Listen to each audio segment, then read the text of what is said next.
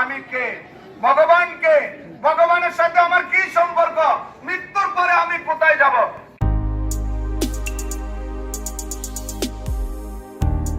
এখানে সব রকম গীতা, সেই ভগবত গীতা, সব রকম বই এখানে পাবেন।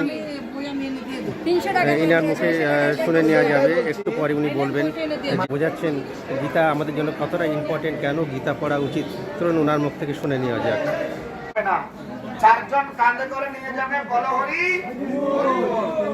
তখন মুখ বন্ধ হয়ে যাবে, কান বন্ধ হয়ে যাবে, চোখ বন্ধ হয়ে যাবে, আর গীতা পড়ার সময় হবে না, হরিনাম করার সময় হবে না। ভাই অন্তত পক্ষে মরার আগে গীতা পড়ুন, মরার পরে না। আমরা দেখতে পাই একটা পশু কখনো গীতা পড়তে পারে না, একটা পশু কখনো ধর্ম করতে পারে না, একটা পশু কখনো কৃষ্ণ ভক্তি করতে পারে না।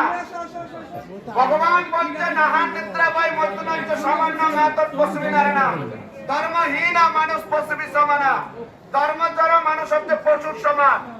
আমি বলছি না, মহাভারতের শ্লোকে ভগবান বলছেন একটা পশু খায়, একটা মানুষ খায়, একটা পশু ঘুমায়, একটা মানুষ ঘুমায়, একটা পশু সন্তান উৎপাদন করে, একটা মানুষ সন্তান উৎপাদন করে, একটা পশু আত্মরক্ষা করে, একটা মানুষ আত্মরক্ষা করছে।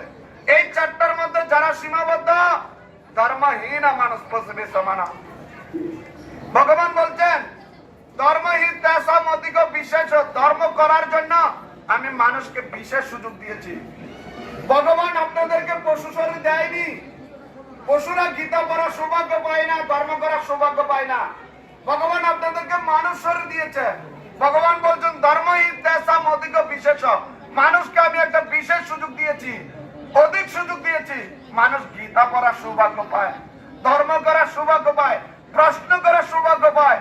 আমি কে, ভগবান কে, ভগবানের সাথে আমার কি সম্পর্ক, মৃত্যুর পরে আমি কোথায় যাব, কেন এই জগতে আসলাম, কি করা আমার কর্তব্য, এইসব বিষয়গুলো পশুরা জানে না, পশুরা করতে পারে না, মানুষ করতে পারে। এই জন্য ব্রহ্ম জিজ্ঞাসা, যে ব্রহ্মকে জিজ্ঞাসা করবে না, ভগবান ব্রহ্মকে জানবেন না, পরম ব্রহ্মকে জানবে না, সে মানুষ হলো পশুর সমান।